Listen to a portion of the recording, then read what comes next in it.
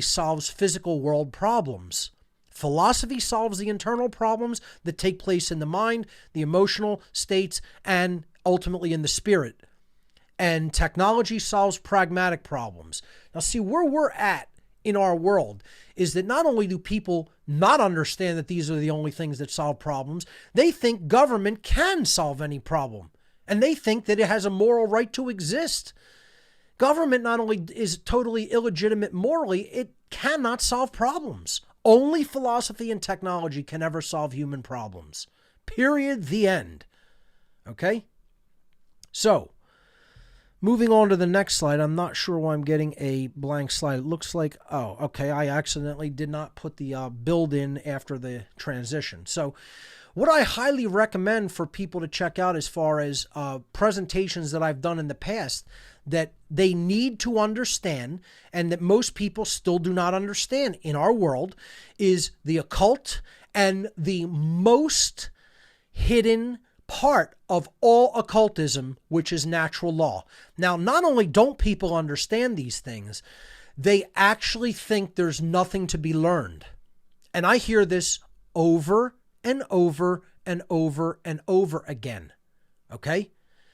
Even in the freedom movement, the so-called freedom movement, anarchist movement, freedom movement, whatever you want to call it, I hear over and over again, the occult isn't real. It doesn't exist, or there's no reason in studying it because it's hokum religion. And that is because they have accepted the Hollywoodized and the social engineering propagated version of what occultism is. See, the social engineers who practice occult practices, who actually engage in occult practices, do not want people to understand what those manipulatory practices are. Because what real occultism is ancient psychological knowledge. It's the understanding of actually how to solve problems internally using philosophy. But then, if you have that knowledge, and you took it in an egoic state and you didn't really work on yourself to truly get rid of your ego-bound issues, and you want to control others with that knowledge, and you recognize, guess what? They don't have this understanding of themselves, yet I have at least enough to do a total number on someone else. That's called dark occultism, or the abuse of that knowledge, of hidden knowledge of how the human psyche and the laws of nature work. So then you could sequester people from knowledge. You could dissuade them from looking into it. It's like saying one person does not know arithmetic, yet one person is basically a master mathematician. What if that person who's the master mathematician hates the person who knows nothing, doesn't even know how to add or subtract numbers because of something that may have occurred to them socially in the past? Okay? How much could that person manipulate the other individual? You know, let's say they walked into a store, this person's the clerk in the store, and they say, hey, they don't even know how to add money. Is $20 enough? Is 50 enough? Is 100? You know? Oh yeah, there's no change, even though the thing was $1 that they wanted to buy. See, it would be like literally taking candy from a baby. It would literally be like manipulating someone that can't add or subtract numbers. And yet you do know that, how to do that. Well, these people know everything there is to know psychologically about how the human mind works.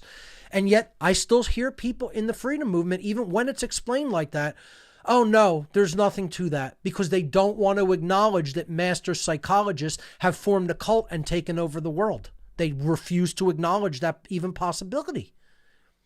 And it's total hubris and ego. I'm going to keep returning to the idea that this is all, we need the breakdown of the calcified ego. Because what the ego is the force that cannot acknowledge that one is wrong, ultimately. You could make all different definitions for the ego, but I'm talking about ego with a capital E, not just like my sense of self, and I know that, you know, my body ends here and I'm not going to try to put food into someone else's mouth to feed myself. Obviously, we have to have that small e ego self. Okay, I'm talking about like problematic ego. of selfishness, of refusal to admit when one is believing in things that aren't real or true, or refusing to acknowledge that you've done something that's wrong. Okay? Again, people in this, even in the freedom movement, they do things that are clearly wrong, that are clearly based in some form of theft, and they won't even acknowledge it. They won't even apologize and say they're sorry for it because the ego is in the way. They haven't done the shadow work to eliminate the calcified runaway ego. So the next part that people have to understand, the next key to understanding is natural law. These are the laws of creation that ultimately govern behavioral choices, that basically put consequences into effect for our behavioral choices. So if we go back to the slide, my two presentations on here, Demystifying the Occult and Natural Law, if we could bring those back up. Yep. That people really have to understand these presentations that I've done and study them further. These are just cursory beginnings to the understanding of these things, really. You can make a lifetime study of them.